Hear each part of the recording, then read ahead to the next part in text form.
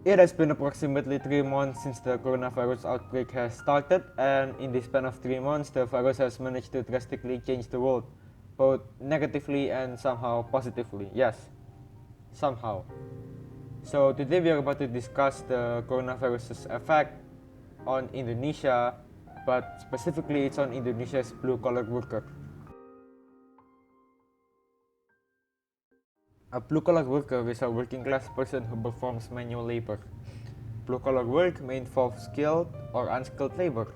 This type of work may involve commercial fishing, construction, custodial work, food processing, and etc.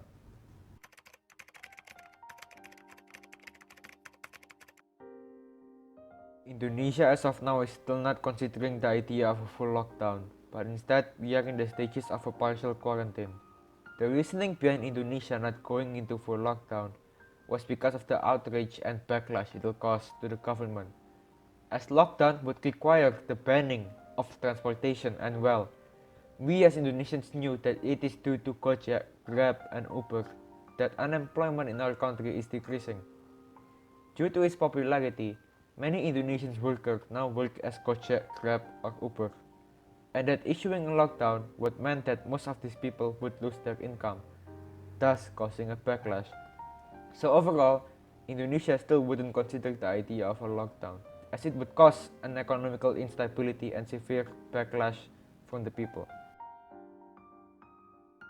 I think that issuing a lockdown would prove to be very worth the risk, as looking at Indonesia's current situation right now, we could note that we are particularly not doing so well in terms of the coronavirus, as we have the highest mortality rate so far in the whole Southeast Asia region.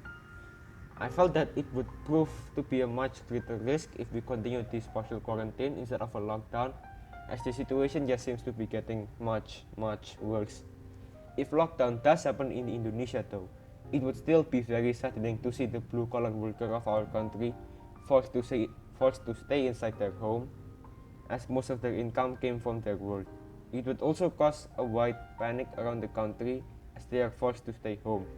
Indonesia would have been left with two choices by then, which is to either continue the partial quarantine and just pray that the infection and death rate would not be getting worse, or to initiate a full lockdown, causing the closing of many businesses and letting several blue-collar workers penniless, which could or hopefully could not cause a widespread panic and protest.